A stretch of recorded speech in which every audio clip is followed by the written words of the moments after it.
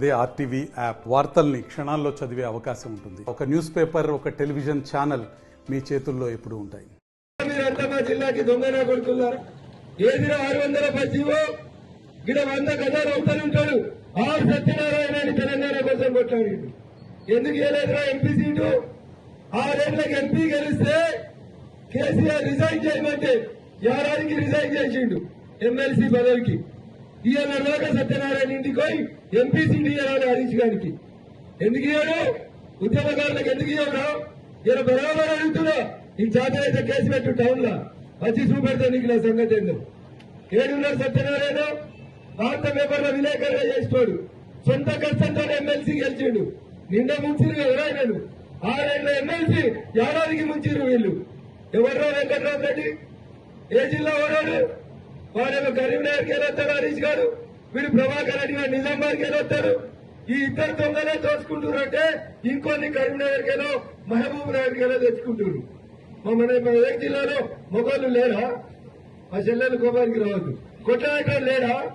ఎవరు జై తెలంగాణ అంటే కేసీఆర్ నీకు తెలియదని తోటి ఎవరు కొట్లాడింటో అడ్డమైన వాళ్ళందరినీ పైసలకు అమ్ముకుంటావు టికెట్లు. ఈ సత్యనారాయణకి ఎంపీ సత్యనారాయణ ఒక బీసీ బిడ్డ, ఒక పద్మశాలి బిడ్డ. జై తెలంగాణ అని నీ జెండా పెట్టుకోలే, నీ బొమ్మ పెట్టుకోలే, గెలిచొచ్చి నీ పార్టీతో ఓడిపోయి రిజైన్ చేసి 6 ఏళ్లకెళ్ళే రోడ్ల మీద ఉంటుండే సత్యనారాయణ. వీడొచ్చి వాడు చెప్తాడు కాళీగాడు. వాడు ఏమన్నా నిన్న రఘునందన్ రావు 4 ఏళ్ల ఎమ్మెల్యే ఉన్నాడు అన్నాడు. అరే హరీష్, నేను ఎమ్మెల్యే ఉన్నది 3 ఏళ్లేరా? నవంబర్ 2020లో గెలిస్తే డిసెంబర్ 3, 2023 దాకా రఘునందన్ దుబ్బాకి ఎమ్మెల్యే. ఏదో మాట్లాడింది నిన్న. రఘునందన్ 50,000 ఓట్లతో ఓడిపోయిందని. అన్నం తింటేనే నాకు అక్కలు తప్పింది. రేపో మాపో జైలు కొట్టకపోతారని భయపడి పిసుకొని చెప్తున్నాడు. అందుకని ఏం మాట్లాడాలో అర్థమైతే దానికి. అరే వారిని నేను కలెక్షన్ చేస్తే నాకు ఇంత ధైర్యం ఉండేది మాట్లాడేందుకు. నేను ఎవరి దగ్గర అడక తింటే నీ లెక్క మాట్లాడలేను. నేను నా సొంత కష్టంతో కలిగింది నాకు వచ్చిన. మామ పేరు చెప్పుకొని ఎమ్మెల్యే కాలేదు హరీష్. నేను నా సొంత కష్టంతో వచ్చిన కొచ్చాలని నీలాంటి కాడిగాళ్ళని కొట్టి దుబ్బాకోళ్ళ ప్రేమతో గెలిచి వచ్చిన. నీకేమవుతుందిరా? మంది కొంపలు ముంచుడు తప్ప. వాడు అడిగిండు రఘునందన్ ఎందుకు ఓడిపోయిండు, దుబ్బాకల గెలవలో నీరే గెలుస్తాడా అని. మరి నీ మామ ఎందుకు ఓడిపోయిండు? కామారెడ్డా ఓడిపోయినా ఓడిపోలేదా? కామారెడ్డి కేసీఆర్ ఓడిపోయిందా లేదా? అరే నీకు చేతనైతే నువ్వు కామారెడ్డి వారా కాడిగా. నీది తోటపల్లి, నీ ఊరు బెచ్చంకి మండలం కిందికి వస్తుంది. నీకు నిజంగా ఏమన్నా ఉంటే తెలంగాణ పౌరుషం. చీమలు పెట్టిన పుట్టలో పాములు దూరినట్టు మా మెదక్ జిల్లాలో నీ పెత్తనం ఎందురా? పో కరీంనగర్ కి. చేతనైతే రేపు కరీంనగర్ ఎమ్మెల్యే గెలిచి చూపెట్టు. ఇంకా చేతనైతే నీ మామగారికి కరీంనగర్ ఎంపీ పోటీ చేయి. నీకు డిపాజిట్ వస్తే నేను మాట్లాడతా. చేతగాను మామ పేరు చెప్పుకొని చెట్టు మీద కాయలు అమ్ముకున్నట్టు వారు కూడా రఘునందన్ గురించి మాట్లాడుతుండే అని ఉమ్రా చెప్తున్నా. వారికి 2018లో 1,35,000 ఓట్లు వచ్చినాయి సిద్దిపేట. ఎన్ని వచ్చినాయి? 1,35,000 ఓట్లు వచ్చినాయి. వాళ్ళ లెక్క వారికే చెప్పాలి కాబట్టి చెప్తా ఉన్నా. సిద్దిపేటలో 2018లో ఎమ్మెల్యేగా హరీష్ రావు అనేటానికి 1,35,000 ఓట్లు వచ్చినాయి.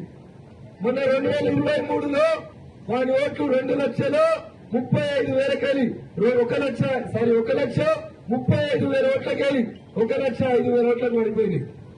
23,000 ఓట్లు తగ్గినాయి హరీష్ అనేటానికి.